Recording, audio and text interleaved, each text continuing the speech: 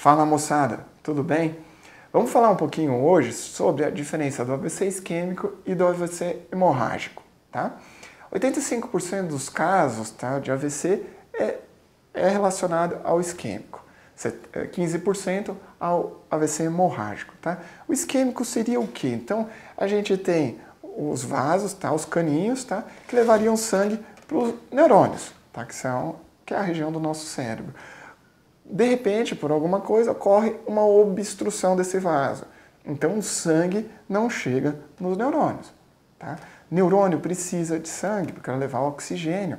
Eles vivem graças ao oxigênio. Se para o oxigênio, eles começam a morrer. Então, ocorre a isquemia. A isquemia, então, é a falta de oxigênio, falta de sangue no local. Como eu disse, 85% dos casos são AVC isquêmico, ok? Então, os casos de AVC mais comum é o isquêmico disparado. O AVC hemorrágico nós vamos dividir em dois. O hematoma intraparenquimatoso e o IHSA, a hemorragia subaracnoide. Vamos começar com o hematoma intraparenquimatoso. O que ocorre? Sangramento aqui no meio do cérebro, tá? Em algumas regiões. Hoje, por exemplo, atendi às 3 horas da manhã uma moça nova, infelizmente, que teve um AVC hemorrágico, sangrou uma região chamada lobo temporal, que é essa região aqui, tá, do lobo temporal, e também uma região parietal, que é lobo temporal, região parietal aqui em cima, ok? Então teve um sangramento no meio do neurônio, lá no meio, tá? Isso a gente chama de hematoma intraparenquimatoso. Os mais comuns são hematomas mais profundos, lá no meio do cérebro, que é o putamen, o tálamo, a ponte e o cerebelo, que está mais relacionado aqui no meio do cérebro. Essas são as regiões mais comuns de sangramento, tá bom? O hematoma intraparenquimatoso, a principal causa, tá? O principal fator de risco para a gente ter esse hematoma intraparenquimatoso é a hipertensão, principalmente nesses lugares que eu falei, putamen, tálamo, ponte, cerebelo. Essa minha paciente que eu ouvi de madrugada, apesar que não está nessa região, que a gente vai ter que investigar outras causas, ela é hipertensa, e era hipertensa descontrolada, e provavelmente diabética, porque a glicemia dela estava bem alterada de madrugada, tá? Então provavelmente ela era diabética e não sabia, ok?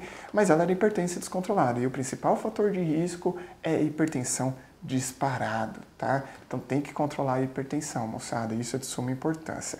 Por que ocorre, então, o AVC hemorrágico, hematoma intraparenquimatoso? A pressão alta, ela machuca muito uns vasinhos, é que aqui não está os vasos, só está a parte do cérebro, tá? As estruturas, mas os vasos não tem.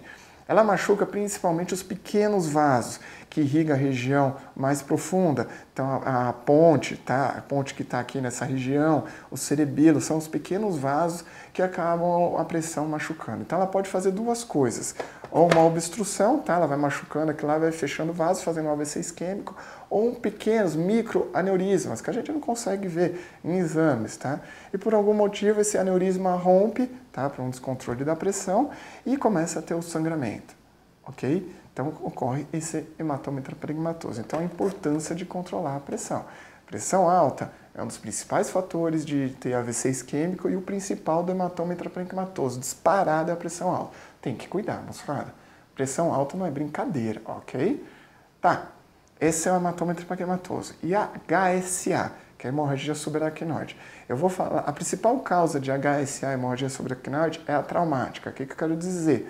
É o trauma, a pessoa bateu a cabeça, tá? E acaba sangrando num espaço que a gente chama espaço subaracnoide, que reveste, é uma pele, tá? Que reveste o córtex, tá? Que são os neurônios. É onde que dá a meningite, tá bom? Que é onde ocorre o quadro de meningite.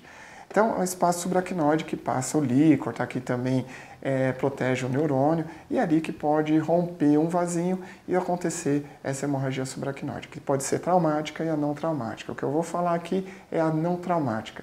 A principal causa de hemorragia subaracnoide não traumática é aneurisma, que é o que eu acho que todo mundo conhece. Então, o aneurisma rompe e começa a ter sangue nesse espaço chamado subaracnoide, ok? A apresentação clínica principal é dor de cabeça. Tem aqueles casos muito graves, que o aneurisma é muito grande, já tem um sangramento pleno, né? E o paciente pode ter outros sintomas, perda de força ou entrar até em coma. Mas o principal da hemorragia subaracnoide é a dor de cabeça. Eu falo aqui, num dos vídeos aqui no canal, sobre como reconhecer um aneurisma. Dá lá uma olhada, ok? Então são esses o tipo de AVC, isquêmico e hemorrágico, e a diferença deles. Como que eu diagnostico? Principalmente, como que eu vou diferenciar um AVC isquêmico do hemorrágico, principalmente hematoma parenquimatoso? Porque quando eu tenho um HSA, o principal sintoma é dor de cabeça, tá? E no AVC isquêmico é raro acontecer dor de cabeça, abrir com quadro de dor de cabeça, e no hematoma parenquimatoso também é difícil acontecer dor de cabeça. O mais comum é HSA. Então, como que eu vou diferenciar se eu sangrei ou isquemiei? Tomografia. A tomografia é o exame principal e eu tenho que pedir tomografia. Tá? Eu falo muito isso para os meus alunos quando eu estou dando aula de AVC. Eu não consigo tratar AVC sem a tomografia. Eu preciso fazer. Tá?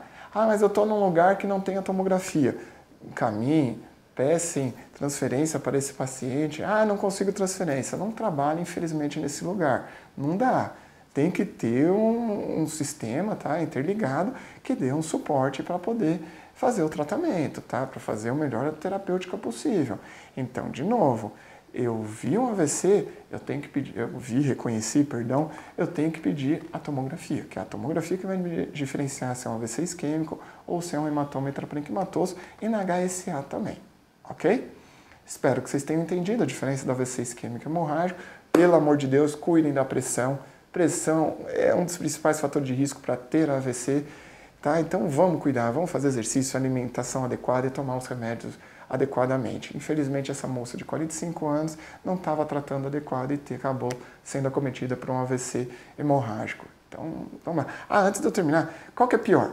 Tá? O AVC isquêmico e hemorrágico, os dois são ruins, tá? O que mais mata no Brasil é o AVC isquêmico, até pela quantidade, tá? Porém, mata mais a longo prazo, ok? A curto prazo, quem mata mais é o hematoma parenquimatoso, é o que mata mais, tá bom? Principalmente nos primeiros 30 dias. Agora, o AVC isquêmico, a longo prazo, ele traz mais morbidade, mas a longo prazo ele mata muita gente, até pela maior prevalência, ok? Agora sim, um abraço, vejo vocês semana que vem.